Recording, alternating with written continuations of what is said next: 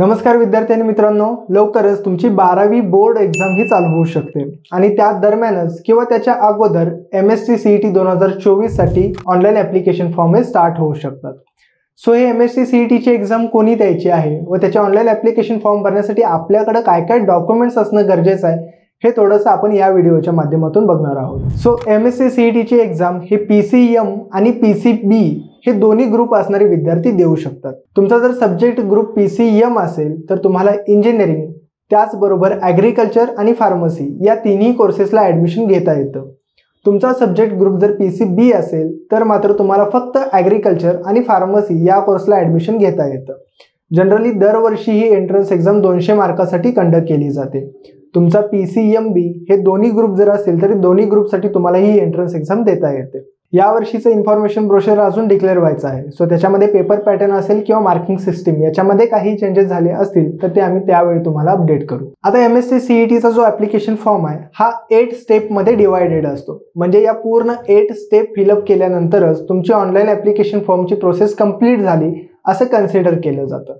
याच्यामध्ये पहिली स्टेप आहे तुमच्या पर्सनल डिटेल्स। आता पर्सनल डिटेल्समध्ये काय असतं की तुम्हाला तुमचं नाव, तुमचं ॲड्रेस, तुमची जन्मतारीख, तुमचं रिलिजन या सगळ्या गोष्टी तुम्हाला या फर्स्ट पेजवरती मेन्शन कराव्या लागतात।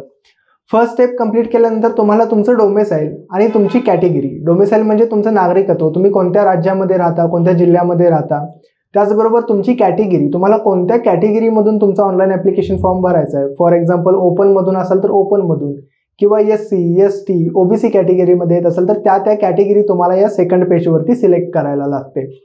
त्यानंतर पुढची स्टेप असते ती म्हणजे तुमच्या क्वालिफिकेशन डिटेल्स।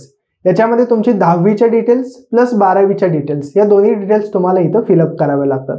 फॉर एक्झाम्पल तुमची 10वी कोणत्या जिल्ह्यामधून झाली, कोणत्या तालुक्यामधून झाली, कोणत्या वर्षी झाली, तुमच्या शाळेचं नाव काय, तर या सगळ्या गोष्टी तुम्हाला 10वी आणि 12वीसाठी भराव्या लागतात। तुम्ही जर 12वी पहिल्यांदा 2024 मध्ये देत असाल तर तिथं फक्त तुम्हाला ॲपेरिंग म्हणून सिलेक्ट करावं लागतं। ही थर्ड स्टेप कंप्लीट झाल्यानंतर तुम्हाला तुमच्या MSc CET च्या डिटेल्स अपडेट कराव्या लागतात। म्हणजे काय, तुम्हाला PCM ग्रुपमधून एक्झाम द्यायची आहे का PCB ग्रुपमधून द्यायची आहे का दोन्ही ग्रुपसाठी तुम्हाला एक्झाम द्यायची आहे तो ऑप्शन तुम्हाला सिलेक्ट करावा लागतो व एक्झाम सेंटरसाठी 4 सिटीज तुम्हाला मिनिमम सिलेक्ट करायला लागतात। या 4 सिटीपैकी मोस्टली पहिली सिटी जी तुम्ही दिलेली असते तिथंच तुमचा नंबर येतो। यानंतर 5वी स्टेप आहे ती म्हणजे डॉक्युमेंट्स अपलोड। या स्टेपमध्ये तुम्हाला तुमचा व्हाईट बॅकग्राऊंड असलेला व 80% फेस कव्हर असलेला फोटो अपलोड करावा लागतो व ब्लॅक पेनने व्हाईट पेजवरती केलेली एक क्लिअरली विजिबल सिग्नेचर तुम्हाला या ठिकाणी अपलोड करावी लागते। या 2 गोष्टी अपलोड केल्यानंतर नेक्स्ट पेजवरती तुम्हाला तुमचं गव्हर्नमेंट अप्रूव्ड एखादं ID प्रूफ अपलोड करावं लागतं। आता याच्यामध्ये काय काय येतं, तुमचं आधार कार्ड असेल, तुमचं पॅन कार्ड असेल किंवा तुमचं वोटर ID असेल किंवा बँक पासबुक असेल ज्याच्यावरती तुमचा फोटो आहे, असं कोणतंही गव्हर्नमेंट अप्रूव्ड डॉक्युमेंट ज्याच्यावरती तुमचा फोटो आणि नाव मेन्शन केलेलं असेल असं एखादं गव्हर्नमेंट अप्रूव्ड ID प्रूफ तुम्हाला या ठिकाणी अपलोड करावं लागतं। हे ID प्रूफ अपलोड केल्यानंतर तुम्हाला पूर्ण फॉर्मचा एक प्रिव्ह्यू दिला जातो, ज्या प्रिव्ह्यूमध्ये तुम्हाला सगळ्या गोष्टी व्यवस्थित फिलअप झाल्या आहेत का हे चेक करायचं आणि त्याच्यानंतर फी पेमेंट ही लास्टची स्टेप तुम्हाला कंप्लीट करायची आहे।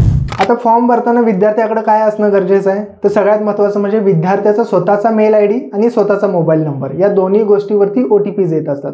सो हे दोन्ही ॲक्टिव्ह असणं गरजेचं आहे। त्याच्यानंतर 10वीचं मार्कलिस्ट किंवा सर्टिफिकेट। आता हे डॉक्युमेंट अपलोड करायला नाही लागत, पण तुमचं जे नावाचं स्पेलिंग असेल किंवा तुमची जन्मतारीख असेल ती स्टँडर्ड तुमच्या 10वीच्या मार्कलिस्ट प्रमाणे पकडली जाते। सो ती गोष्ट फक्त व्हेरीफाय करण्यासाठी तुमच्यासोबत तुमचं 10वीचं मार्कलिस्ट किंवा सर्टिफिकेट हे फक्त सोबत असणं गरजेचं आहे।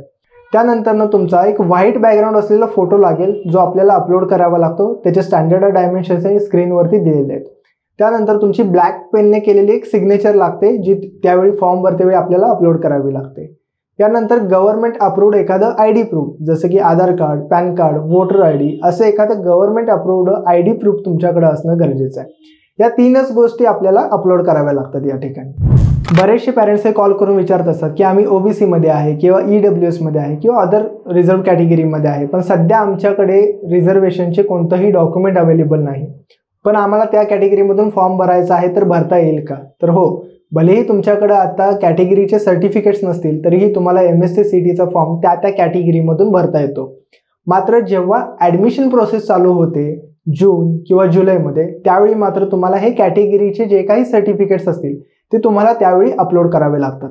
सो आत्ता भलेही तुमच्याकडे ते डॉक्युमेंट्स नसतील तरी सुद्धा तुम्ही रिझर्व्ड कॅटेगरीमधून फॉर्म हा भरू शकता.